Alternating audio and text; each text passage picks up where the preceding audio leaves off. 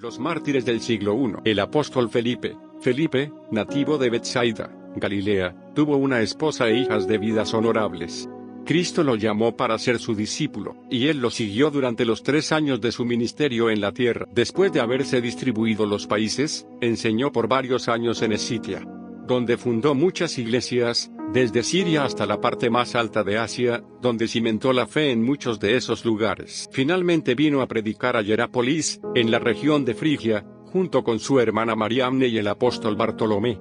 Jesús se le apareció a Mariamne, y le dijo que en esa ciudad adoraban a una víbora. Hierápolis se llamaba también Ofiorima, que significa calle o ciudad de las serpientes. E hizo muchas señales en Hierápolis. Otros escritos dicen que fue llevado al templo pagano de la víbora donde le obligaron a hacer un sacrificio. Entonces salió de debajo de una estatua del templo un dragón que mató a 2 personas, entre ellas el hijo del sacerdote, y enfermó a varias con su aliento venenoso. Felipe expulsó al dragón del templo, resucitó a los muertos y curó a todos los enfermos, lo que produjo muchas conversiones. Allí, los ebionitas, quienes no solo negaban la divinidad de Cristo, sino también adoraban ídolos, continuaron obstinadamente en sus doctrinas blasfemas e idolátricas, y no escucharon a este apóstol de Cristo, sino que lo apresaron, y habiendo atado su cabeza unida a un pilar, lo apedrearon. De esta manera pasó la muerte por él, a los 87 años y cayó dormido en el Señor. Y su cuerpo fue enterrado en la ciudad de Hierápolis, Frigia, Grecia. En el año 54 después de Cristo, Jacobo el hermano del Señor, fue nombrado por los apóstoles como el primer obispo de la iglesia en Jerusalén. Esto sucedió poco tiempo después de la muerte de Cristo. Él ejerció fielmente los deberes de su cargo durante 30 años, llegando a convertir a muchos al cristianismo. Esto lo hizo no solamente por medio de la enseñanza pura de Cristo, sino también por medio de su vida santa. Fue por eso que se le llamaban el justo. Él fue muy firme y santo, un verdadero nazareo, tanto en su vestimenta como en el comer y beber. Oraba a diario por la iglesia de Dios y por el bien común. Este apóstol escribió una epístola para el consuelo de las 12 tribus que se hallaban dispersas por las naciones. Escribe, Santiago, siervo de Dios y del Señor Jesucristo, a las 12 tribus que están en la dispersión, salud. Hermanos míos, tengan por sumo gozo cuando se hallan en diversas pruebas. Santiago 1:2.12. Pero, aunque consolaba a los que creían en el nombre de Cristo con muchas y muy excelentes razones, los judíos inconversos no podían sufrir sus enseñanzas. Entonces Ananías, audaz y cruel, hombre joven entre ellos, siendo el sumo sacerdote, lo ordenó a que se presentara delante de los jueces para que lo obligaran a negar que Jesús es el Cristo, y lo forzaran a renunciar al Hijo de Dios y al poder de su resurrección. Con estos propósitos, el sumo sacerdote, los escribas y los fariseos lo plantaron sobre el pináculo del templo durante el tiempo de la Pascua para que renunciara a Cristo delante de todo el pueblo. Pero cuando estuvo de pie delante del pueblo, confesó con mayor confianza que Jesucristo era el Mesías prometido, el Hijo de Dios, que Él está sentado a la diestra de Dios, y que volverá otra vez en las nubes del cielo para juzgar a los vivos y los muertos. Escuchando el testimonio de Jacobo, la multitud del pueblo alabó a Dios, magnificando el nombre de Cristo. En consecuencia, los enemigos de la verdad clamaron, «Oh, el justo también ha errado. Saquémoslo de aquí, pues es peligroso». Entonces lo arrojaron desde el pináculo del templo y allí lo apedrearon. Pero no murió por la caída y el ser apedreado, sino que solamente las piernas se le habían fracturado. Él entonces, arrodillado, oró por aquellos que lo habían apedreado, diciendo, «Perdónalos, Señor, pues no saben lo que hacen». Uno de los sacerdotes pidió salvarle la vida, diciendo, «¿Qué hacen? El justo ora por nosotros. Dejen de apedrearlo». Pero otro de los que estaba presente, teniendo en la mano un garrote, lo golpeó en la cabeza hasta hacerlo morir. Durmió en el Señor y lo enterraron en el sitio donde había sido arrojado del templo. Esto sucedió en el año 63 después de Cristo. Fue el año 7º del reinado de Nerón. El sumo sacerdote Ananías instigó este lamentable hecho. Marcos el evangelista fue sobrino de Bernabé. Su madre, una mujer piadosa, dio su casa en Jerusalén para reunir allí a los cristianos. Él acompañó a Pablo y Bernabé en sus viajes misioneros, pero en el viaje a Panfilia, regresó a Jerusalén. Hechos 12:25, las 13:13. Tiempo después, el apóstol Pablo lo recomendó a la iglesia de Colosas, pidiéndoles que lo recibieran como a un compañero en el reino de Dios. También ordenó a Timoteo traer a Marcos con él, porque era útil para su ministerio. Colosenses 4:2.10, 1 Timoteo. Las 4 y 11. Este Marcos estaba en prisión con Pablo y lo sirvió fielmente en sus cadenas. Filemón 23 y 24. El apóstol Pedro en su epístola llamó a Marcos hijo suyo. Un grado Pedro 5:13, indudablemente porque por medio del Evangelio lo había regenerado en Cristo. Luego, llegó a ser su discípulo, intérprete y escritor del Evangelio que él había enseñado. Tiempo después, cuando Marcos fue enviado por Pedro a Egipto, viajó a través de Aquilea, la ciudad capital de Friol, donde convirtió a muchos a la fe, y nombró a Hermágoras como obispo de esa iglesia. Luego viajó a África, Libia, Marmórica y Pentápolis con la enseñanza del Evangelio. Referente al fin de su vida, Galesio declara que él murió como mártir, en el 8º año del gobierno de Nerón, en la fiesta de la Pascua. Mientras Marcos predicaba el recuerdo bendito del sufrimiento y la muerte de Cristo a la iglesia de Alejandría, los sacerdotes paganos y la población entera se apoderó de él. Con ganchos y cuerdas amarraron su cuerpo, lo sacaron de la congregación arrastrándolo por las calles hasta fuera de la ciudad. Mientras era arrastrado su carne se adhería a las piedras y su sangre salpicaba sobre el suelo, hasta que con las últimas palabras pronunciadas por su Salvador, entregó su espíritu en las manos del Señor. Luego, los paganos intentaron quemar su cuerpo muerto, pero ya que fueron impedidos por una tormenta, los cristianos lo tomaron y lo sepultaron. Esto sucedió en Alejandría, Egipto. En el año 64 después de Cristo, la primera persecución imperial contra los cristianos bajo el emperador Nerón, año 66. En cuanto a la manera en que los cristianos fueron torturados y muertos en tiempos de Nerón, Cornelio Tácito y de otros escritores romanos narran 4 formas de torturas extremadamente crueles e innaturales fueron empleadas contra los cristianos. Primeramente, los vestían con pieles de animales domésticos y salvajes para luego ser despedazados por perros u otros animales salvajes. En segundo lugar, siguiendo el ejemplo de su Salvador, los fijaban vivos a cruces de diversas maneras. En tercer lugar, después de herirlos cruelmente con azotes o varas, los cristianos inocentes eran quemados y ahumados por los romanos, poniendo antorchas y lámparas debajo de sus hombros, y en otras partes blandas de sus cuerpos desnudos. También los quemaban con virutas de madera encendidas y con haces de leña. Para eso, ataban a los cristianos a estacas que costaban apenas medio estatero, que es como 1 centavo cada una. Por tal motivo, a los cristianos se les consideraba personas de poco valor, y así eran quemados a fuego lento. En cuarto lugar, estos mártires cristianos acusados miserablemente eran usados como velas, antorchas o lámparas, para dar luz y así iluminar de noche los coliseos romanos. A algunos los ataban o clavaban a estacas, sujetándolos con un gancho que les insertaban por la garganta para que no pudieran mover la cabeza cuando derramaban sobre su cabeza cera, sebo y otras sustancias inflamables e hirvientes, y entonces les prendían fuego. Como resultado de esto, toda la materia untuosa del cuerpo humano, derritiéndose al caer, iba formando surcos largos sobre las arenas del teatro. De este modo, seres humanos eran encendidos como antorchas, y quemados como lumbreras en la noche para los malvados romanos. Juvenal y Marcial, ambos poetas romanos, así como también Tertuliano, cuentan esto de manera diferente, diciendo que los romanos los envolvían en un manto de dolor o de fuego, atando sus manos y pies, a fin de que se les derritiera el mismo tuétano de los huesos. Los autores ya mencionados narran, en lo concerniente a aquellos mantos, que los tales eran hechos de papel o de lino. Los empapaban gruesamente de aceite, brea, cera, resina, sebo o azufre, y se los rociaba por todo el cuerpo para luego encenderlos. Para presenciar este espectáculo, Nerón donó sus jardines, apareciendo él mismo entre la gente, llevando la ropa de un cochero, tomando parte activa en los juegos como cochero, y guiando un carro puesto de pie en el circo. A continuación una cita de Tácito, un historiador romano no cristiano, describe los tormentos de la primera persecución imperial contra los cristianos llevada a cabo por Nerón, a fin de contrarrestar el rumor, que señalaba a Nerón como el culpable del incendio de Roma. Él acusó a personas llamadas por la gente cristianos y quienes eran odiados por sus fechorías, culpándolos y condenándolos a los mayores tormentos. El Cristo de quien habían tomado el nombre, había sido ejecutado en el reino de Tiberio por el procurador Poncio Pilatos, pero aunque esta creencia había sido abandonada por un momento, surgió de nuevo, no solo en Judea, el país original donde comenzó,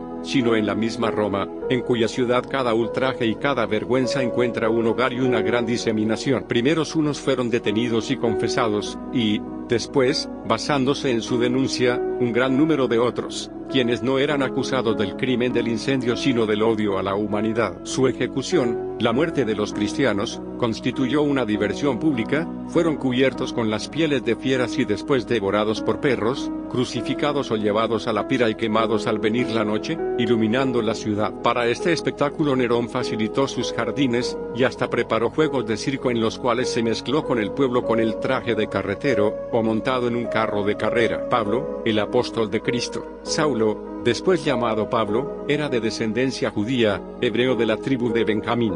Pero en cuanto a su padre y madre, no se encuentra ningún registro en las Sagradas Escrituras. En cuanto al lugar de su nacimiento, sus padres, ya sea por la persecución, o por la guerra romana o por alguna otra razón, dejaron su lugar de residencia entre la población de Benjamín, y fueron a vivir en la ciudad romana libre de Cilicia, llamada Tarso. Allí nació Pablo, quien a pesar de ser judío, por razón del privilegio de nacer en tal ciudad, llegó a ser un ciudadano romano. En cuanto a su educación temprana, fue diligentemente instruido por el sabio Gamaliel en la ley de sus padres. Vivió sin falta, según la ley de Moisés y de los santos profetas, y de la forma más estricta según la costumbre judía. Pero puesto que aún no había sido instruido correctamente en la doctrina del Santo Evangelio, manifestó un celo equivocado, y persiguió a la Iglesia de Cristo. Sí, al punto que en la muerte de Esteban, guardó las ropas de los que le dieron muerte. Pero después, habiendo obtenido cartas de los sacerdotes de Jerusalén a las sinagogas de Damasco, en las que se pedía traer presos a hombres y mujeres que confesaban el nombre de Cristo, el Señor del cielo lo detuvo en su camino, diciendo: Saulo, Saulo, ¿por qué me persigues? Él respondió: ¿Quién eres, Señor? Y le dijo: Yo soy Jesús, a quien tú persigues. Dura cosa te es dar coces contra el aguijón. Él, temblando y temeroso, dijo: Señor, ¿qué quieres que yo haga? Y el Señor le dijo: Levántate y entra en la ciudad, y se te dirá lo que debes hacer. Los hombres que iban con Saulo se pararon atónitos, oyendo a la verdad la voz, pero sin ver a nadie. Entonces Saulo se levantó de tierra, y abriendo los ojos, no veía a nadie. Así que, lo llevaron por la mano a Damasco, donde estuvo 3 días sin ver, y no comió ni bebió. Había entonces en Damasco un discípulo llamado Ananías, a quien el Señor dijo en visión: Levántate, y ve a la calle que se llama Derecha, y busca en casa de Judas a uno llamado Saulo de Tarso, porque he aquí, él ora. Entonces Ananías respondió: Señor, he oído de muchos acerca de este hombre, cuántos males ha hecho a tus santos en Jerusalén. El Señor le dijo: Ve, porque instrumento escogido me es este, para llevar mi nombre en presencia de los gentiles, y de reyes, y de los hijos de Israel, porque yo le mostraré cuánto le es necesario padecer por mi nombre. Fue entonces Ananías y entró en la casa, y poniendo sobre él las manos, dijo: Hermano Saulo, el Señor Jesús, que se te apareció en el camino por donde venías, me ha enviado para que recibas la vista y seas lleno del Espíritu Santo. Y al momento le cayeron de los ojos como escamas, y recibió al instante la vista, y levantándose, fue bautizado. Hechos 9:2.4-18. Así fue la conversión de Saulo, a quien después se le llamó Pablo, y llegó a ser uno de los principales apóstoles de nuestro Señor Jesucristo. Sí, llegó a trabajar más abundantemente que todos los demás de sus viajes misioneros. Él da un repaso breve en su segunda epístola a la iglesia de Corinto, donde escribe así: De los judíos 5 veces he recibido 40 azotes menos 1. 3 veces he sido azotado con varas, 1 vez apedreado, 3 veces he padecido naufragio, 1 noche y 1 día he estado como náufrago en alta mar, en caminos muchas veces, en peligros de ríos, peligros de ladrones, peligros de los de mi nación, peligros de los gentiles, peligros en la ciudad, peligros en el desierto, peligros en el mar, peligros entre hermanos falsos, en trabajo y fatiga, en muchos desvelos, en hambre y sed, en muchos ayunos, en frío y desnudez. 2 Corintios 11:2.24-27. Según la primera epístola a los Corintios, lo arrojaron a las bestias salvajes en el teatro en Éfeso para que lo despedazaran, o al menos para que tuviera que luchar por su vida con las bestias, de lo cual Dios lo libró. En cuanto a esto, él mismo escribió: Si como hombre batallé en Éfeso contra fieras, ¿qué me aprovecha? 1 Corintios 15:32. En cuanto a su encarcelamiento en Roma, casi todos los antiguos escritores opinan que, aunque casi todos sus amigos lo habían abandonado cuando le tocó presentar su defensa, habiendo sido llevado ante el César, se defendió tan inteligentemente contra las acusaciones de los judíos, que se le puso en libertad por un tiempo. Pero cuán cierto sea, lo dejamos a su propio mérito y al Dios omnisciente. Pero lo siguiente es cierto. Mientras estaba preso en Roma, escribió a su hijo espiritual, Timoteo, diciéndole que ya estaba listo para ser ofrecido como libación, y que la hora de su partida estaba ya a la mano. Dijo que lo confortaba el pensamiento de que había peleado la buena batalla, terminado su carrera, y guardado la fe, y que para él ya estaba preparada una corona de justicia, la cual el Señor, el juez justo, le daría en aquel día. 2 grados Timoteo 4:2.68. Según los registros antiguos, él fue entonces decapitado a órdenes de Nerón, a las afueras de Roma, en el camino a Ostia, llamado Vía Ostiense, donde los romanos tenían el lugar de las ejecuciones, en el último año de Nerón, año 69 después de Cristo. El apóstol Andrés, el hijo de Jonás y hermano de Pedro, era nativo de Betsaida, Galilea. Primeramente había sido discípulo de Juan el Bautista. Y ya que era mayor que Pedro, y llegó a conocer a Cristo antes que aquel, llevó a su hermano a Cristo, el verdadero Mesías. Siendo pescador como Pedro, el Señor le llamó prometiendo hacerlo pescador de hombres. Juan la 1:40, 44, Mateo las 4:18, 19. Él, junto con sus compañeros en el ministerio, recibió orden de predicar el Evangelio en todo el mundo y en todas las naciones. Con este fin recibió el Espíritu Santo en toda su plenitud el día de Pentecostés. Habiendo marchado en obediencia al mandato de Cristo, fue a enseñar a muchos lugares, tales como Fonto, Galacia, Bitinia, Antropofagia, y Esitia. También viajó por los países nórdicos y por los del sur, llegando a Bizancio, y más lejos aún, hasta Tracia, Macedonia, Tesalia y Acaya. Por todas partes predicaba a Cristo, convirtiendo a muchos al reino de Dios. En cuanto a la causa y manera de su muerte, poseemos el siguiente relato. En Patras, ciudad de Acaya, convirtió a la fe cristiana, entre muchos otros, a Maximilia, esposa de Ageo, el gobernador. Por esta razón el gobernador se enfureció contra Andrés, y lo amenazó de muerte en la cruz. Pero Andrés dijo al gobernador, si hubiera temido a la muerte de cruz, no habría predicado la majestad y la gloria de la cruz de Cristo. Los enemigos de la verdad, habiéndolo apresado, sentenciaron de muerte al apóstol Andrés. Él fue gozosamente al lugar donde iba a ser crucificado. Llegando a la cruz, dijo, oh, amada cruz, grandemente te he anhelado. Me gozo al verte aquí alzada. A ti me acerco con una conciencia pacífica y con alegría, deseando yo ser también crucificado, como discípulo de Cristo quien fue colgado en la cruz. Y el apóstol entonces dijo más, cuanto más me acerco a la cruz, más me acerco a Dios. Y entre más lejos esté de la cruz, más lejos permanezco de Dios. El santo apóstol estuvo colgado en la cruz durante 3 días. Sin embargo, no se cayó. Y mientras podía mover la lengua, instruía a los que venían junto a la cruz a creer en la verdad, diciendo entre otras cosas, gracias a mi Señor Jesucristo que, habiéndome usado por algún tiempo como embajador de su palabra, me permite ahora tener este cuerpo, para que yo, por medio de una buena confesión, pueda obtener la gracia y la misericordia. Manténganse firmes en la palabra y en la doctrina que han recibido, instruyéndose los unos a los otros, para que puedan vivir juntamente con Dios en la eternidad y recibir el fruto de sus promesas. Los cristianos y otras personas piadosas suplicaron al gobernador que les entregara a Andrés para bajarlo de la cruz. Pues al parecer, a él no lo clavaron en la cruz como Cristo, más bien lo amarraron. Pero cuando el apóstol se enteró de aquello, alzó la voz a Dios, diciendo, oh, Señor Jesucristo, no permitas que tu siervo que aquí cuelga de este árbol por tu nombre, sea soltado otra vez para morar entre los hombres, sino recíbeme. Oh mi Señor, mi Dios, a quien he amado, a quien he conocido, a quien me aferro, a quien deseo ver, y en quien soy lo que soy. Y habiendo dicho estas palabras, el santo apóstol entregó su espíritu en manos de su Padre Celestial. Esto sucedió en Patras, Acaya, Grecia. Año 70 después de Cristo. Tomás, apóstol de Cristo. Tomás, llamado Dídimo, era nativo de Galilea y su ocupación, según parece, era pescador. Juan 11:16. De sus padres y del tiempo de su conversión, no nos informan nada los evangelios. Solamente hacen mención de su llamamiento al apostolado, Mateo 10:2.3. Él mostró su amor y afecto ardiente que tenía para Cristo cuando exhortaba a sus hermanos que fueran a Jerusalén para morir con él, Juan 11:16. Pero puesto que aún no había resistido hasta la sangre, y habiendo obrado mal en la muerte de Cristo, él y los demás discípulos abandonaron al Señor en tiempo de prueba. Juan 14:2.5, Mateo 26.31. Después, cuando el Señor había resucitado y aparecido a los demás apóstoles en ausencia de Tomás, él no podía creer, como dijo: si no metiere mi dedo en el lugar de los clavos con los cuales el Señor había sido crucificado y metiere mi mano en su costado, no creeré. Pero, cuando el Señor vino de nuevo y apareció también a él, Tomás le dijo: Señor mío y Dios mío.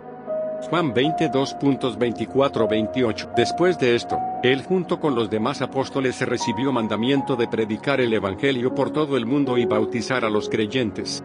Para este fin, 10 días después, en el día de Pentecostés, él y sus condiscípulos recibieron el Espíritu Santo en plena abundancia. Mateo 28:2.19,20 y Marcos las 16:15-16. Según otros libros históricos, a Tomás le tocó evangelizar a las naciones de la India, Etiopía y muchas más.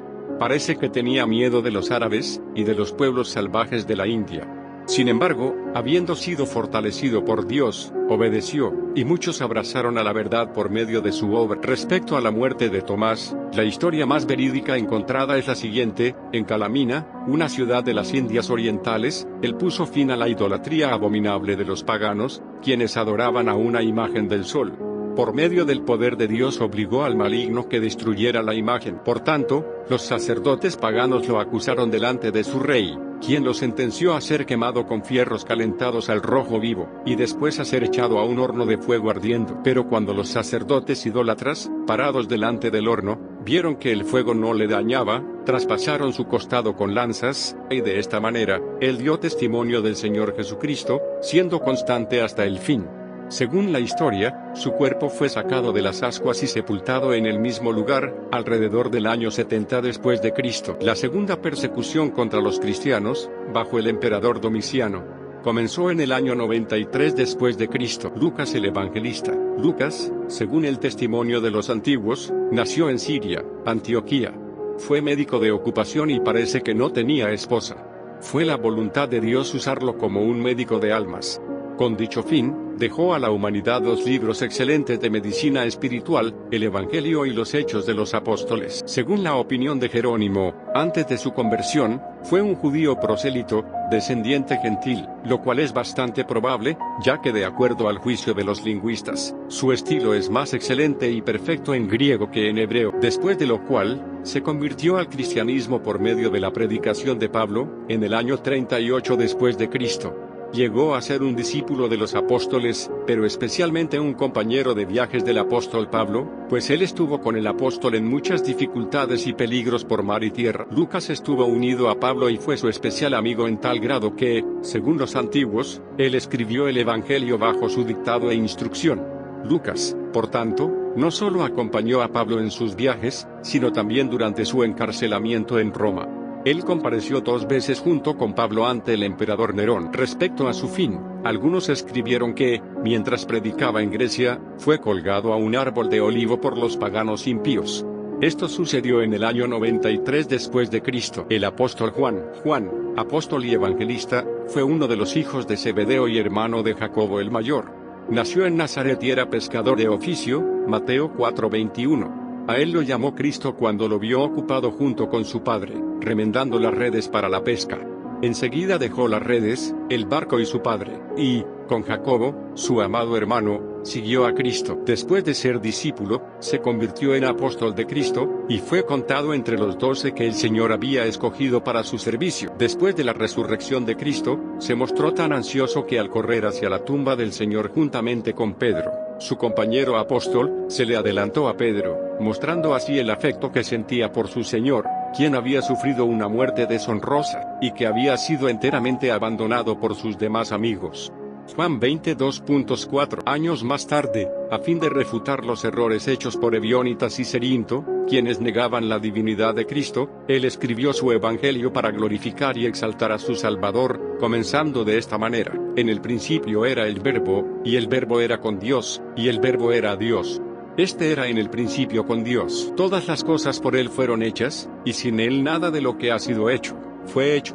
También leemos, y aquel verbo fue hecho carne Juan 1:2.1-14. Con estas palabras, nos da a entender la verdadera encarnación del Hijo de Dios, a quien sea la alabanza y la gloria para siempre.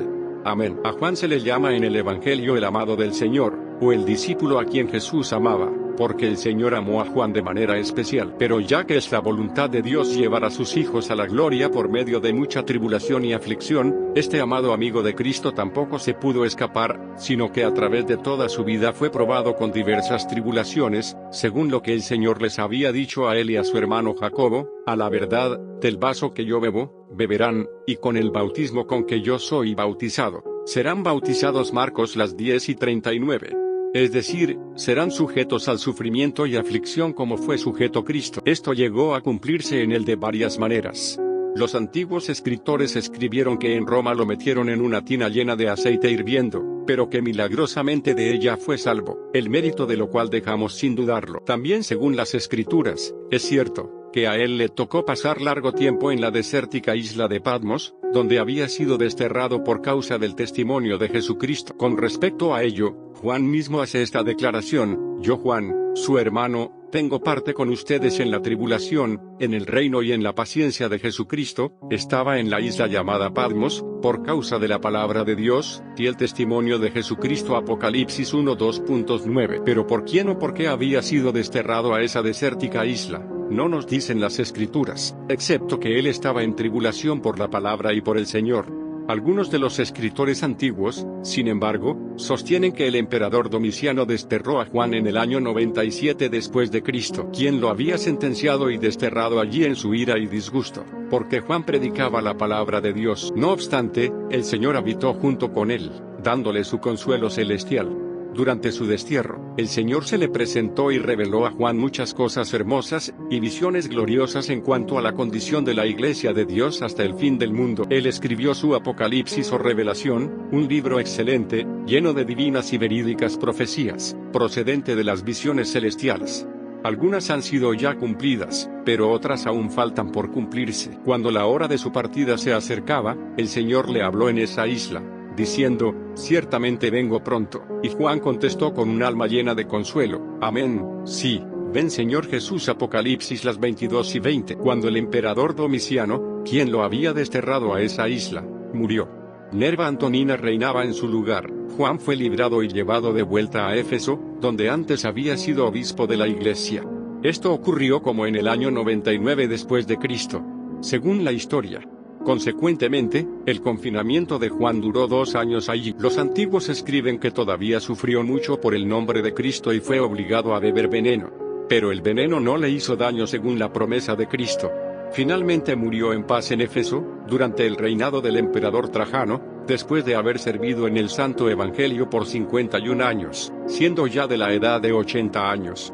Y así, esta gran luz reposa en el Asia. Los mártires del siglo II. La tercera persecución contra los cristianos bajo el emperador Trajano, que comenzó en el año 102 después de Cristo. Con el comienzo del segundo siglo, 102 después de Cristo, surgió la tercera persecución pagana contra los cristianos bajo el emperador Trajano, estando instigado por Mamertinus, el gobernador de Roma, y Tarquinus, el encargado de la adoración de los dioses paganos. Persiguió a los cristianos en una manera horrible, y les dio una muerte indigna. Era llamado un buen emperador, pero era muy supersticioso en cuanto a la adoración pagana.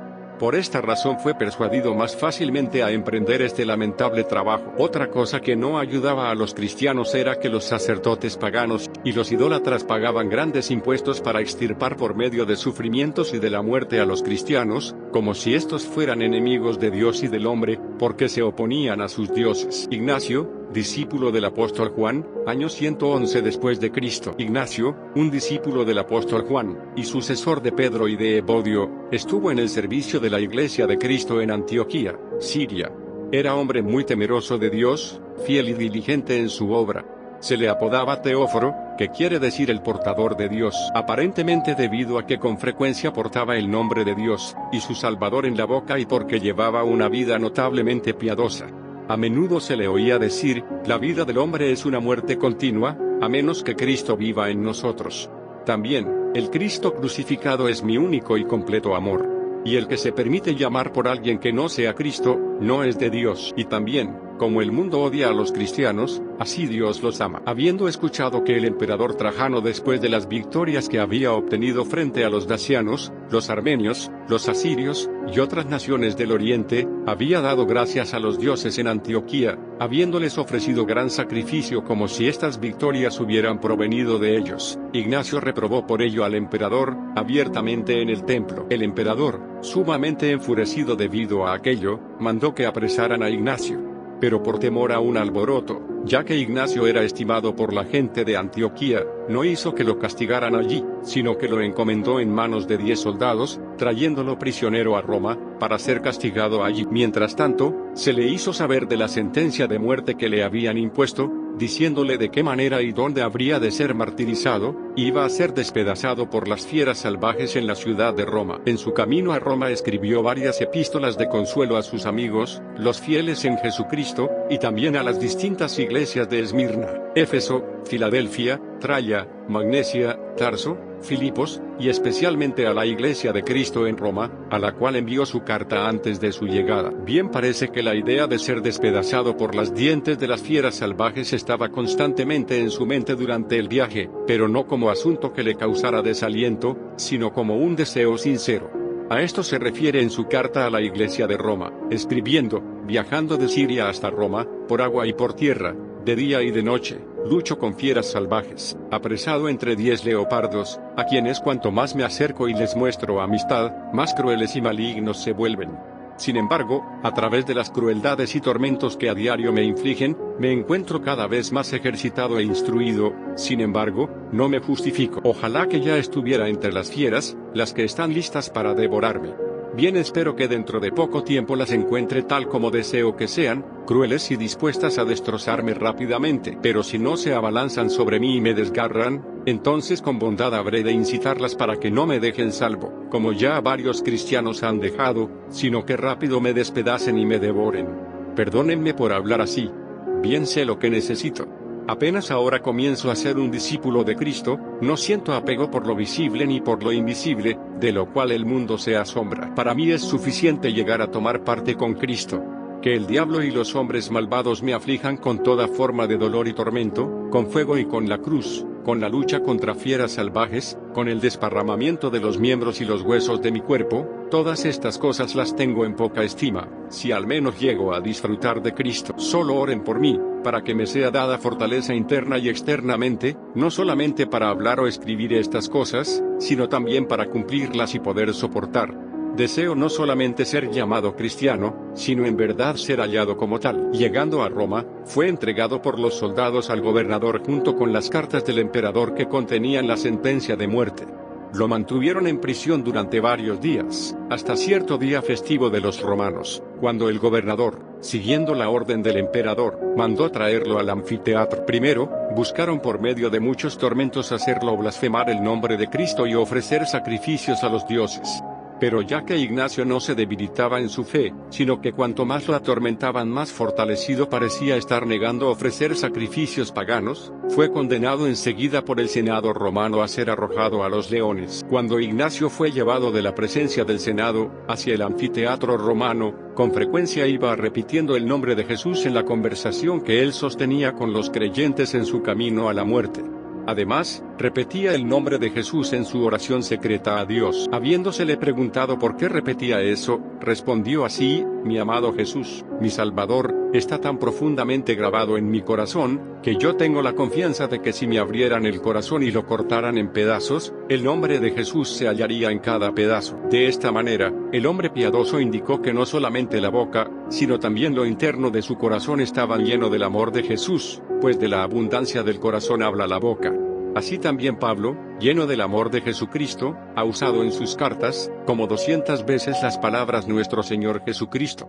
El nombre Jesús se escribe como 500 veces. Cuando toda la multitud se había reunido para observar la muerte de Ignacio, pues la noticia se había difundido por toda la ciudad que un obispo había sido traído de Siria, que según la sentencia del emperador habría de luchar contra las fieras salvajes, trajeron a Ignacio y lo pusieron en medio del anfiteatro. Entonces, Ignacio, De todo corazón, se dirigió a la multitud reunida: a ustedes, romanos, a todos ustedes quienes han venido a ser testigos de este combate con sus propios ojos, sepan que este castigo no se me impone por mala conducta o algún crimen, pues de ninguna forma he cometido, sino para que vaya a Dios, a quien mucho recuerdo y a quien llegar a disfrutar es mi deseo insaciable. Pues, yo soy el grano de Dios.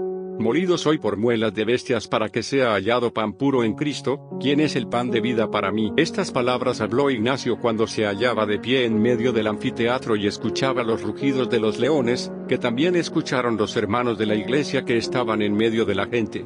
Así testificaron ellos. Terminado esas palabras, 2 espantosos y hambrientos leones fueron soltados hacia él de sus fosos.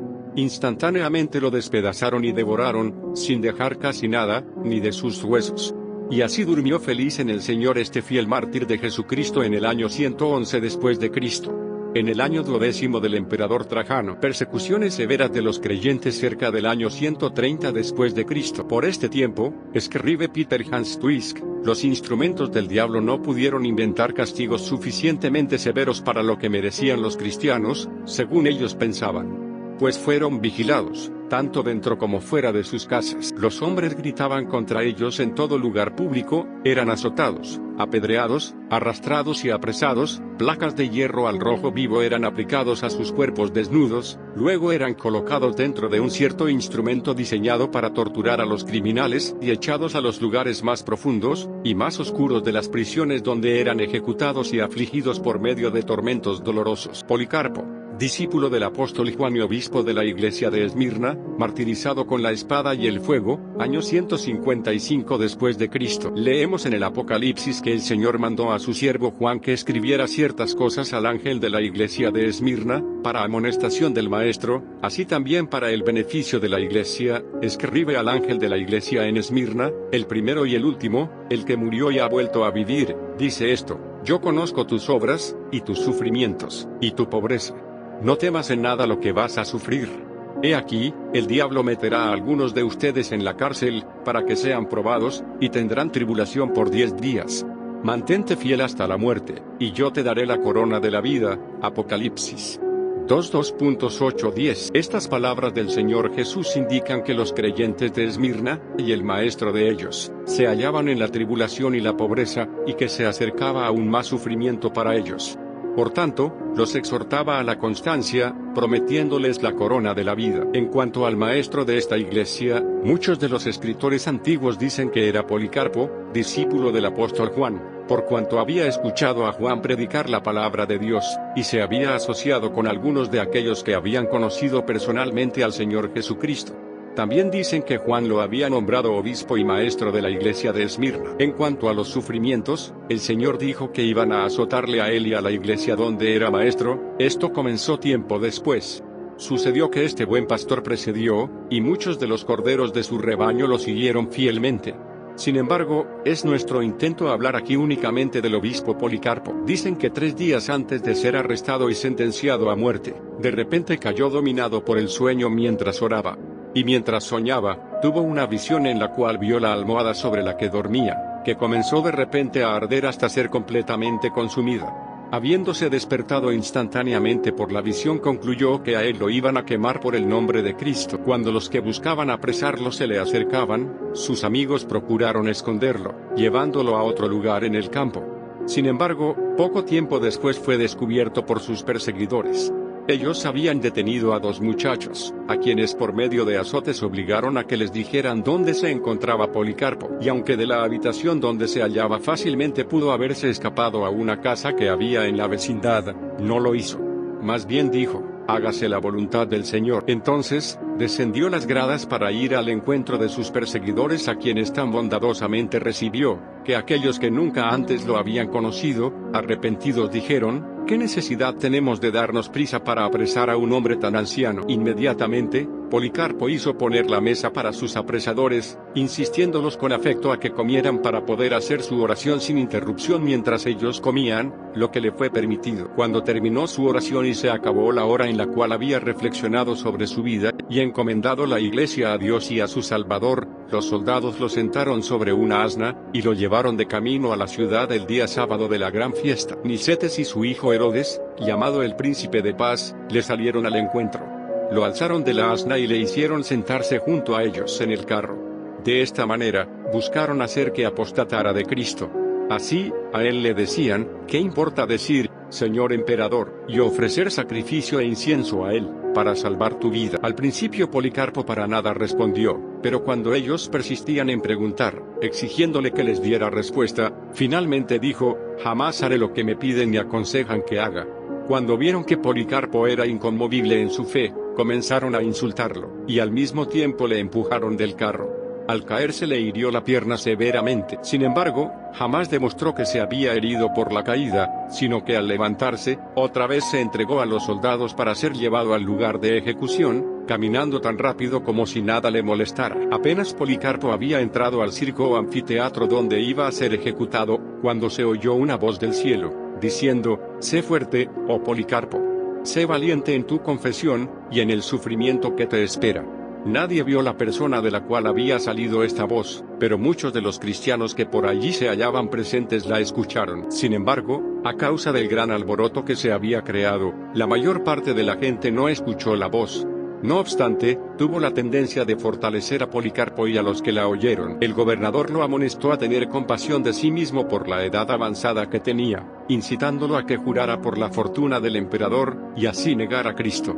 Policarpo le dio la siguiente candorosa respuesta, hasta ahora he servido a mi Señor Jesucristo 86 años, y jamás me ha hecho daño alguno. ¿Cómo podría entonces negar a mi Rey, quien hasta aquí me ha guardado de todo mal, y que tan fielmente me ha redimido? Entonces el gobernador lo amenazó con fieras salvajes que lo despedazarían si no desistía de su propósito, diciéndole, frente a mí tengo las fieras, a las que habré de lanzarte a menos que te conviertas a tiempo. Policarpo le contestó sin temor, que vengan las fieras, pues mi propósito no cambiará. No podemos ser convertidos o pervertidos del bien al mal por medio de la aflicción. Pero mejor fuera si ellos, los hacedores de maldad, quienes en su malignidad persisten, llegaran a ser convertidos a lo que es el bien. El gobernador replicó, si aún no sientes pena, y desprecias las fieras salvajes, habré de quemarte con fuego. Una vez más, Policarpo le contestó, diciendo, ahora me amenazas con el fuego, que habrá de arder por una hora, y pronto se apagará.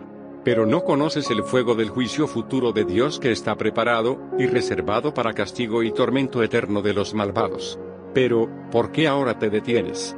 Trae el fuego, o las fieras, o cualquier otra cosa que hayas de escoger. Por ninguna de ellas me persuadirás a negar a Cristo, mi Señor y Salvador. Finalmente, cuando la muchedumbre demandaba que lo mataran, fue entregado por el gobernador para ser quemado. Inmediatamente trajeron un gran montón de madera, fardos de leña, y virutas. Cuando Policarpo vio aquellas cosas, él mismo se desvistió y se despojó del calzado, para que lo acostaran sobre las maderas descalzo y sin vestidura. Habiendo ya hecho esto, los verdugos estaban a punto de echarle mano para clavarlo a los maderos, pero él les dijo, déjenme así. Aquel quien me ha dado la fortaleza para soportar el dolor del fuego, también me ha de fortalecer para permanecer en el fuego, aun si no me clavan en el madero. Entonces ellos, según lo pedido, no lo fijaron con clavos a los maderos, sino que apenas con una cuerda le ataron las manos atrás. Así pues, preparado ya como un holocausto, y puesto sobre los maderos como cordero de sacrificio, oró a Dios, diciendo, oh Padre de tu amado y bendito Hijo, nuestro Señor Jesucristo, por quien hemos recibido el conocimiento salvador de tu bendito nombre, Dios de ángeles y poderes y de todas las criaturas, pero especialmente de todos los justos que viven al lado tuyo, gracias te doy por haberme llamado en este día, y esta hora y hallado digno para tener parte, y lugar entre el número de tus santos mártires, según como tú, oh Dios de verdad, que no puedes mentir, me has preparado, y me lo hiciste saber, y que finalmente ahora lo has cumplido. Por tanto, te agradezco y alabo por sobre todo hombre, y honro tu santo nombre por Jesucristo, tu amado Hijo, el eterno sumo sacerdote, para quien junto contigo y el Espíritu Santo, sea la gloria, ahora y para siempre. Amén. Tan pronto que pronunció la última palabra de su oración, la palabra amén, los verdugos encendieron los maderos sobre los cuales yacía. Y cuando las llamas circundaban altas sobre el cuerpo de Policarpo, para asombro de todos, se vio que el fuego poco o nada le había herido. Por tanto, al verdugo le dieron orden de traspasarlo con la espada, lo cual hizo inmediatamente. Y la sangre le salió a borbotones de la herida a tal punto que casi llegó a extinguir el fuego. De esta manera, este fiel testigo de Jesucristo, habiendo muerto a fuego y espada, entró en el reposo de los santos. Felicita con sus 7 hijos martirizados en Roma, año 164 después de Cristo. Felicita era una viuda cristiana en Roma, madre de 7 hijos, cuyos nombres eran Januarius, Félix, Filipo, Silvano, Alejandro, Vitalis y Martialis. Estos vivieron juntos con su madre en la misma casa, como una iglesia entera. De la madre se afirma que por las conversaciones que ella tuvo con las mujeres, convirtió a muchas a Cristo. Los hijos, por su parte, se mostraron dignos por ganar a muchos hombres a Cristo. Ahora, cuando los sacerdotes paganos se quejaron de esto ante Antonio, el emperador, el cual revivió la persecución que había empezado contra Trajano pero había perdido su fuerza, diciendo que había no solamente hombres, sino también mujeres que blasfemaban contra sus imágenes, pisoteaban la adoración del emperador de los dioses. La adoración de los dioses según la manera del emperador. De hecho, alejaron a muchos de la religión antigua de los romanos. Se afirmaba que aquello había sido hecho principalmente por una cierta viuda llamada Felicita y sus 7 hijos, y para impedirlo ellos tendrían que ser obligados a renunciar a Cristo y sacrificar a los dioses, o en caso de rehusar hacer eso, serían llevados a la muerte. El emperador, siendo provocado de esta manera, le otorgó a Publio, el magistrado principal, la absoluta autoridad sobre ellos. Publio quería perdonar a Felicita, pues era una mujer muy respetable. Primero los llamó secretamente a su propia casa.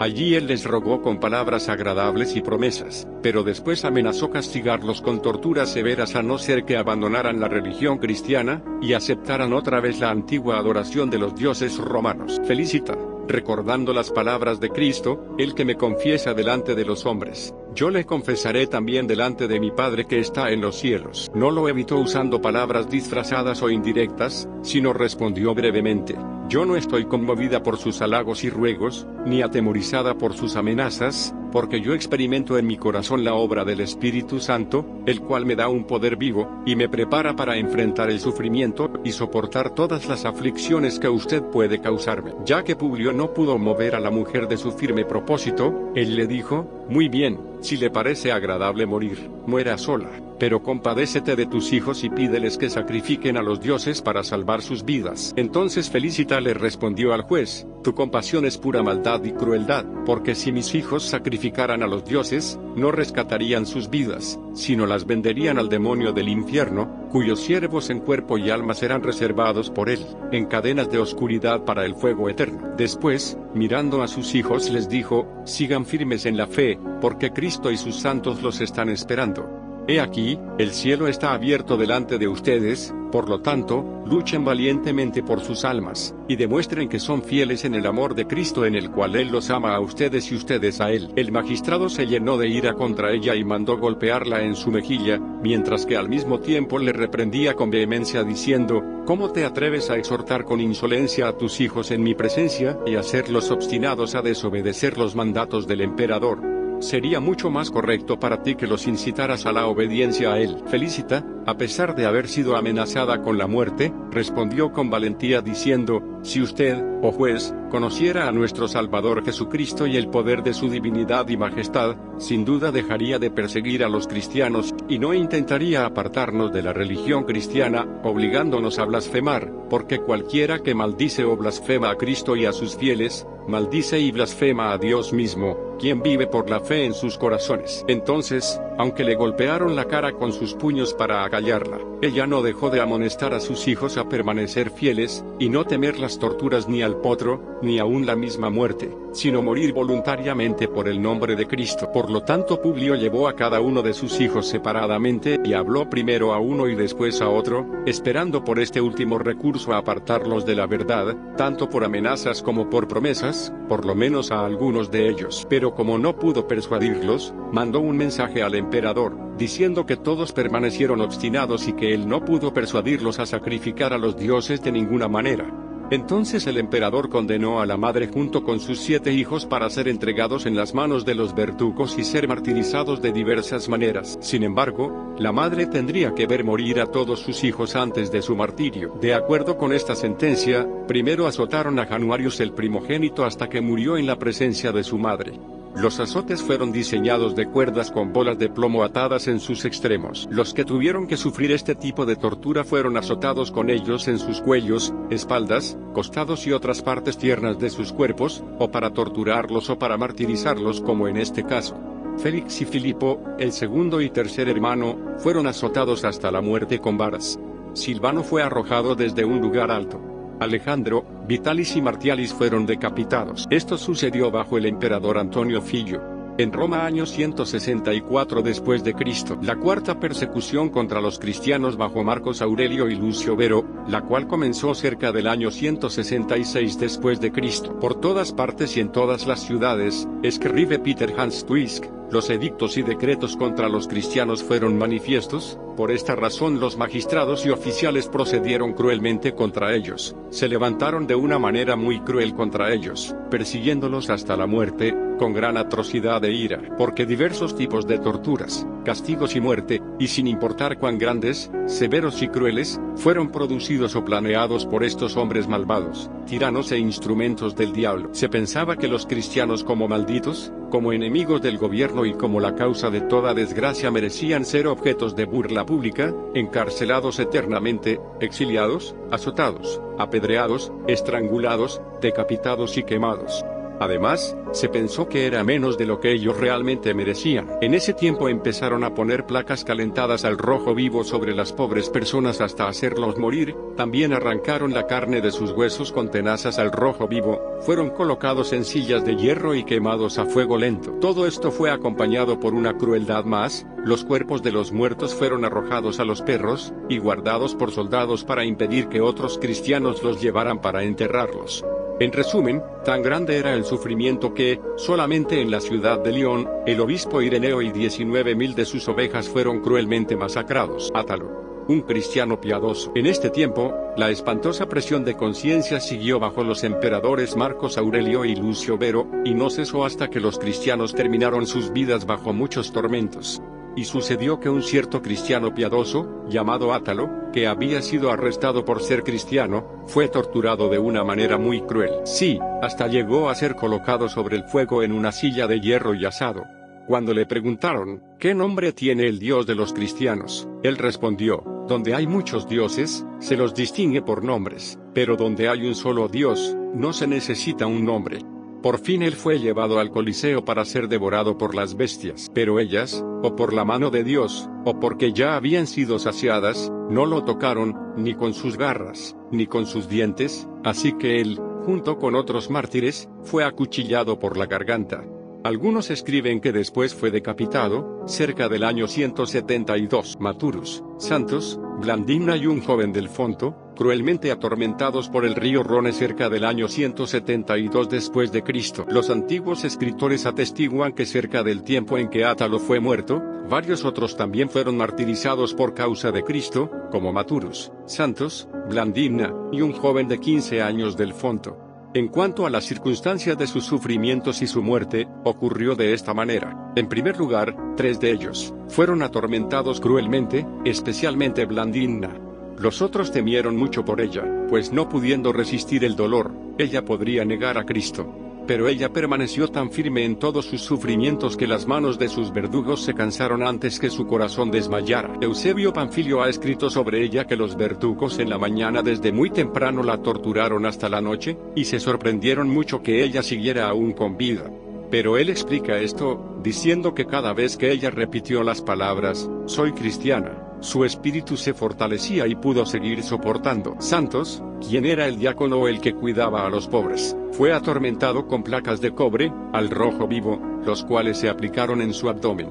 Siendo interrogado en cuanto a su nombre, su nación, su ciudad, si era esclavo o libre, no dijo otra cosa, sino que a todas las preguntas respondía en latín, «Soy cristiano». Esto era para él su nombre, su patria y su raza, y los gentiles no pudieron hacerle pronunciar otras palabras.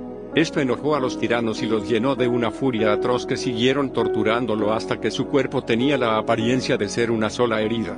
Pero él permaneció animado y valiente, soportó el calor del fuego por las consolaciones celestiales de Jesucristo. Maturus fue tratado casi de la misma manera y permaneció igualmente firme. Habiendo sido terriblemente atormentadas, estas 3 personas fueron echadas a la cárcel otra vez. Después fueron sacadas y atormentadas nuevamente. Primero Blandina y después Maturus y Santos. Fueron azotados la segunda y tercera vez con todo tipo de varas. Además fueron golpeados con palos, garrotes y astillas afiladas. También fueron pellizcados, cortados y desgarrados con todo tipo de ganchos, cuchillos, garras, tenazas y peines de hierro. Por fin, cuando muchos miles se habían reunido en el anfiteatro, Maturus y Santos fueron colocados en sillas de hierro bajo las cuales un gran fuego fue encendido, así que sus cuerpos, lacerados con muchos azotes, fueron inmediatamente consumidos por el fuego. Sin embargo, cuando los enemigos de la verdad vieron que sus espíritus permanecían firmes, los decapitaron. De Blandina está escrito que ella fue tendida en diagonal y atada a una estaca, para ser arrojada a las bestias. Sin embargo, ella fue llevada otra vez a la cárcel. Pero después, en el último día de los juegos, fue sacada junto con el joven del Fonto, el cual había sido ordenado por el juez saber los sufrimientos y las muertes de los mártires anteriores para que le infundieran temor. Siendo llevados al centro del lugar de ejecución delante del juez, fueron ordenados a jurar por los dioses, lo cual se negaron a hacer, reprendiendo a la vez la idolatría de los paganos. En eso, los paganos se indignaron, y los atormentaron mucho, tanto que el joven, no pudiendo soportar más, murió. Blandina se regocijó tanto al ver la firmeza del joven muerto que ella había adoptado como hijo, y también la muerte de sus amigos fieles que ya habían pasado el conflicto, siendo azotados por el tirano, que ella saltó de gozo. En cuanto a su muerte, se escribe que ella fue asada en una parrilla, y después envuelta en una red, y arrojada a toros que la lanzaron al aire con sus cuernos y después la dejaron caer al suelo. Sin embargo, como ella aún no había muerto, el juez ordenó que le cortaran la garganta, lo cual hicieron, aunque otros dicen que ella fue clavada con una espada. De esta manera la piadosa mártir, y los otros 3 mártires de Jesús terminaron sus vidas, y ahora están esperando el dichoso premio que el Señor dará en el gran día de la recompensa a todos los que han sufrido y luchado, aún hasta la muerte, por causa de su nombre. Sinforiano. Había en este tiempo en Autun, un joven llamado Sinforiano, de una familia noble y cristiana. Estaba en la flor de su edad, y era instruido en las letras y en las buenas costumbres. La ciudad de Autun era una de las más antiguas y más ilustres de la Galia, pero también de las más supersticiosas. Adoraban principalmente a Cibeles, Apolión y Diana. Un día el pueblo estaba reunido para celebrar la solemnidad profana de Cibeles, a la cual llamaban la madre de los dioses. En ese tiempo el cónsul Heraclio estaba en Autun buscando cristianos. Le presentaron a Sinforiano, a quien habían arrestado como sedicioso, porque no había adorado al ídolo de Cibeles, que llevaban en una carroza, seguida de una gran multitud. Heraclio, sentado en el tribunal, le preguntó su nombre. Él respondió: yo soy cristiano, y me llamo Sinforiano. El juez le dijo: ¿eres cristiano? Por lo que veo tú te nos has escapado, porque no se profesa mucho, ahora, ese nombre entre nosotros. ¿Por qué rehusas adorar la imagen de la madre de los dioses? Sinforiano contestó: os lo he dicho ya, yo soy cristiano, adoro al verdadero Dios que reina en los cielos. En cuanto al ídolo del demonio, si me lo permitís, lo romperé a martillazos. Él dijo: este no es solo sacrílego, quiere ser rebelde. Que los oficiales digan si es ciudadano de este lugar. ¿Es de aquí?, respondió uno, y hasta de una familia noble. He aquí, tal vez, dijo el juez, porque tú te haces ilusiones. ¿O ignoras tú los edictos de nuestros emperadores?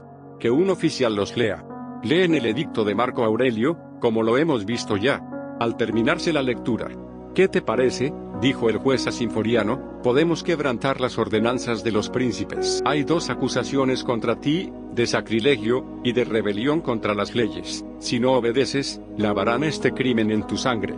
Habiendo declarado Sinforiano, en términos positivos, que permanecía firme en el culto del verdadero Dios, y que detestaba las supersticiones de los idólatras, Heraclio lo hizo castigar y conducir a la prisión. Algunos días después lo hizo comparecer de nuevo, probó de tentarlo con buenos modales, y le prometió una rica gratificación del tesoro público, con los honores de la milicia, si quería servir a los dioses inmortales.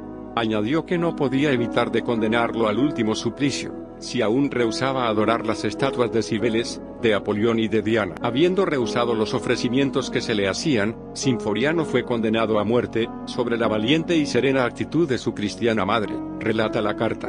Mientras lo conducían fuera de la ciudad, como una víctima al sacrificio, su madre, venerable tanto por su piedad como por sus años, le gritó desde lo alto de las murallas: «Hijo mío, Sinforiano, mi hijo querido, acuérdate del Dios vivo, y ármate de constancia.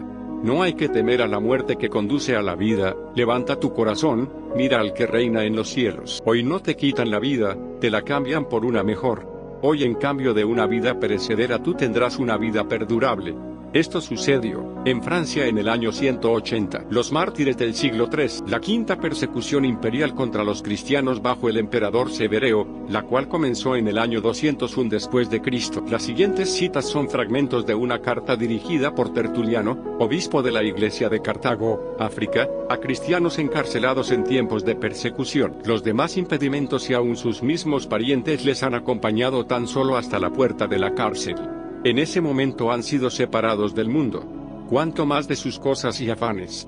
No se aflijan por haber sido sacados del mundo. Si con sinceridad reflexionamos que este mundo es una cárcel, fácilmente comprenderíamos que no han entrado en la cárcel sino que han salido. Porque mucho mayores son las tinieblas del mundo que entenebrecen la mente de los hombres. Más pesadas son sus cadenas, pues oprimen a las mismas almas. Más repugnante es la fetidez que exhala el mundo porque emana de la lujuria de los hombres. En fin, mayor número de presos encierra la cárcel del mundo, porque abarca todo el género humano, amenazado, no por el juicio del procónsul, sino por la justicia de Dios. En la cárcel se entristece el que suspira por las dichas del mundo, pero el cristiano, que afuera había renunciado al mundo, en la cárcel desprecia a la misma cárcel. En nada les preocupe el rango que ocupan en este siglo, puesto que están fuera de él.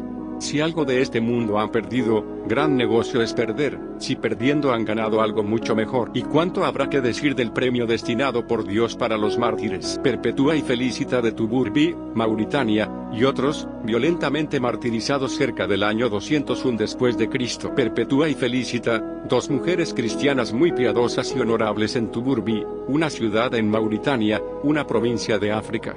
Ambas fueron arrestadas sin advertencia para sufrir por el nombre de Cristo. Felicita estaba a punto de dar a luz, y Perpetua había acabado de dar a luz a un niño que ella estaba amamantando. Pero esto no les causó temor para que abandonaran a Cristo, ni las impidió de seguir en el camino de la piedad. Antes bien, permanecieron como discípulos fieles de Cristo y llegaron a ser mártires fuertes. De acuerdo con las leyes romanas, a Felicita le esperaron a que diera a luz para luego sentenciarla y condenarla a la muerte. Cuando los dolores de parto le sobrevinieron en la cárcel, ella gritó de angustia y temor. El carcelero le dijo: «Tú tienes tanto temor y angustia ahora, y gritas en voz alta por el dolor. ¿Cómo entonces soportarás mañana o el día siguiente cuando seas llevada a la muerte?». Felicita respondió así: «Ahora sufro como pobre mujer el castigo que Dios, debido al pecado, ha puesto sobre el sexo femenino. Pero mañana sufriré como mujer cristiana». Con estas palabras ella demostró claramente que había fundado su fe, firmemente e inquebrantablemente sobre Cristo, el cual nunca abandona a los suyos aunque estén en medio del fuego y sean consumidos. Dios le dio fuerzas especiales para que ella pudiera soportar sus sufrimientos. Refiriéndose a todo esto, Tertuliano escribe: Perpetua, la mártir muy fuerte y firme, tuvo una revelación o visión del paraíso celestial en el día de sus sufrimientos, en la cual ella vio solamente a sus compañeros de martirio. ¿Y por qué a ningún otro? Porque la espada ardiente que aguarda la puerta del paraíso cede la entrada solamente a los que mueren por Cristo. Después de tantos sufrimientos, estas dos heroínas piadosas de Jesucristo fueron martirizadas, por tanto, serán coronadas con la corona que no se envejece, como un triunfo sobre los enemigos que ellas vencieron, las crueldades y los dolores de la muerte. Los que fueron martirizados junto con ellas fueron 4. Se supone que uno de ellos murió en la cárcel, debido a las extremas circunstancias, pero que los otros fueron arrojados a las bestias salvajes, toros, leones, osos, leopardos, etc., para ser desgarrados por ellos. Así ellos cambiaron sus vidas por la muerte, por causa de Cristo. ¡Qué hermoso espectáculo para Dios, cuando el cristiano se enfrenta al dolor, cuando enfrenta las amenazas, suplicios y tormentos, cuando desprecia sonriente el estrépito de la muerte y el horror que inspira el verdugo, cuando hace valer su libertad frente a reyes y príncipes y solo se somete al único Dios, a quien pertenece, cuando, triunfante y victorioso, desafía a quien pronunció la sentencia contra él.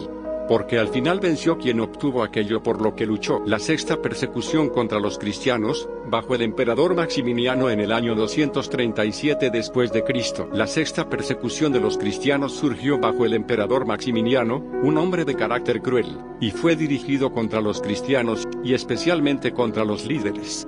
Afortunadamente él reinó solamente 2 años.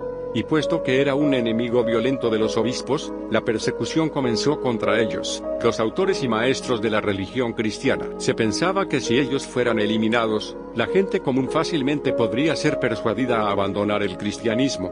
Por esta razón, Orígenes, un líder de la Iglesia, con el fin de exhortar a los cristianos a permanecer firmes, escribió un libro sobre el martirio y lo dedicó a Ambrosio, el obispo de la Iglesia de Milán. Tocando la causa de estas persecuciones, la introducción del libro dice así: los paganos odiaron tanto a los cristianos que cuando ocurrían terremotos, tempestades, etc., ellos culpaban a los cristianos, afirmando que sus dioses estaban ofendidos porque su honor entre la población estaba menguando por causa de los cristianos, de lo cual se deduce que los paganos trataron a los cristianos de la peor manera. Miles de personas quemadas en sus lugares de reunión en varias ocasiones por la verdad del Evangelio, bajo los decretos del emperador Maximiniano cerca del año 237. He aquí, un hecho cruel y malvado llevado a cabo por el emperador Maximiniano. Mientras los cristianos se hallaban reunidos en sus lugares de reunión, el emperador mandó a sus soldados a cerrarlos, y amontonar leña alrededor y prenderles fuego para quemar a todos los cristianos dentro de ellos. Pero antes de encender la leña, él hizo proclamar que cualquiera que saliera y sacrificara a Júpiter, sería perdonado, además, sería premiado por el emperador. Los cristianos respondieron que no sabían quién era Júpiter, que Cristo era su Señor y Dios, y por el honor de su nombre iban a vivir y morir. Es un milagro especial que entre tantos miles de cristianos ni siquiera uno deseó salir y negar a Cristo para salvar su vida. Todos juntos permanecieron fieles, cantando y alabando a Cristo hasta que el humo y el vapor apagaron sus voces. Entre más nos persigan ustedes, más crecemos nosotros. La sangre de los cristianos es una semilla. Y después de meditar en ello, ¿quién habrá entre ustedes que no quisiera entender el secreto de los cristianos? Y después de inquirir, ¿quién habrá que no abrace nuestra enseñanza? Y cuando la haya abrazado, ¿quién no sufrirá la persecución de buena voluntad para que también participe de la plenitud de la gracia de Dios? La séptima persecución contra los cristianos bajo el emperador Decio, año 251, después de Cristo. Los tormentos con los cuales los pobres cristianos fueron llevados a la muerte en aquellos días, fueron muy severos. Fueron exiliados, despojados de sus bienes, condenados a las minas, azotados, maltratados, decapitados y ahorcados. Se vertía alquitrán caliente sobre ellos. Fueron tostados a fuego lento, apedreados, pinchados en el rostro, en los ojos y en todo el cuerpo con instrumentos puntiagudos y filudos, arrastrados por las calles sobre piedras puntiagudas, estrellados contra las rocas, lanzados desde lugares altos, sus miembros rotos en pedazos, envueltos en mantos con espinas, dados como presa y comida a las bestias salvajes. La octava persecución contra los cristianos bajo el emperador Valeriano y su hijo Galeno, año 259 después de Cristo. Verdaderamente el emperador Valeriano fue un príncipe muy piadoso y digno de elogio, distinguido de los demás. Pero, ¿de qué sirvió? Aunque al principio favoreció mucho a los cristianos, y tanto honró a sus líderes que su casa era considerada una iglesia del Señor, después fue corrompido por un doctor, el malvado jefe y príncipe de todos los hechiceros de Egipto. Él convenció al emperador que no iba a prosperar mientras toleraba a los cristianos en su corte y en el imperio. Entonces el emperador mandó perseguir y matar a estos hombres santos y justos, dado que ellos se opusieron a la hechicería con la cual él había sido contaminado. Dicho hechicero también había convencido al emperador a matar y sacrificar a niños y adultos en honor de Satanás, y este ordenó matar a niños para realizar sus impuras ceremonias y abominables sacrificios, arrebatando a los niños de sus padres. Tanto despreció y oprimió a los cristianos que no perdonó a anciano, ni joven, ni hombre, ni mujer. Al contrario, humilló hasta la muerte los que le trajeron. En todo el territorio de Roma eran martirizados de diversas maneras, arrojados a las bestias, golpeados, heridos, ejecutados con la espada, despedazados, pellizcados con tenazas al rojo vivo, otras veces sus dedos y nervios eran fijados con clavos al rojo vivo. Algunos eran colgados de sus brazos con pesas atadas a sus pies, y así eran despedazados poco a poco en medio de un gran dolor. Otros, cuyos cuerpos habían sido cubiertos con miel, eran tendidos en el suelo bajo un sol caliente para ser atormentados y picados hasta morir por moscas, abejas y otros insectos. Otros eran golpeados con palos y encarcelados hasta perecer dolorosamente. Muchos cristianos tenían que andar sin rumbo fijo por países extranjeros, por lugares aislados y cuevas, en medio de pobreza y necesidad, dejando la comodidad, el honor y la prosperidad, su paz, sus amigos y sus bienes. Cipriano, un obispo de la iglesia de Cartago, escribió lo siguiente en cuanto a esta persecución. Valeriano dio una carta al Senado, ordenando que los obispos y ancianos y diáconos fueran ejecutados al instante, que debieran ser despojados de sus bienes, además de la dignidad, y, si perseveraren en su cristianismo, después de despojados de todo, fueran decapitados. Estamos esperando cada día que llegue esta carta, manteniéndonos en pie con la firmeza de la fe dispuestos al martirio, y esperando de la ayuda y misericordia del Señor la corona de la vida eterna. La novena persecución contra los cristianos, bajo el emperador Aureliano, 273 después de Cristo. Peter Hans Twiske escribe, el emperador Aureliano comenzó la novena persecución contra los cristianos. Por naturaleza él se inclinó a la tiranía, era tan sanguinario que mató a su sobrino. Por fin, por causa de lo atroz de su propio carácter y los malos consejos que recibió, él llegó a ser enemigo y perseguidor de los cristianos. Él mandó cartas a los gobernadores en todo el imperio romano para fastidiar a los cristianos, pero cuando estaba a punto de iniciar la persecución, no pudo firmar los decretos contra los cristianos, pues Dios paralizó su mano. Por medio del juicio divino, él fue aterrorizado con truenos, relámpago y rayos de fuego mientras meditaba en cómo matar y exterminar a los cristianos. Poco tiempo después, fue asesinado por su notario. Dos mujeres martirizadas por el testimonio de Jesucristo en Cilicia, 285 después de Cristo. Eulalio, el carcelero, sacó a Donuina de la cárcel y la llevó a Lisias, el gobernador. Él le dijo, mira, mujer, este fuego y estos tormentos están preparados para ti. Si deseas escapar del dolor, sacrifica a los dioses. Donuina respondió, no lo haré, pues no quiero caer a los eternos dolores del infierno. Yo sirvo a Dios y a su ungido Cristo, quien ha creado los cielos y la tierra y todo lo que hay en ellos. Sus dioses son de madera y piedra, hechos por manos de hombres. Llevaron a Donuina al potro y Lisias ordenó, quítenle toda la ropa, estírenla y hieran todos sus miembros y todo su cuerpo con varas. Ella murió después de soportar muchos golpes. Entonces el verdugo le dijo al gobernador, gobernador, Donuina ha muerto. Entonces Lisias ordenó arrojarla al río. Después el carcelero dijo al gobernador, aquí está Teonilla, la otra mujer.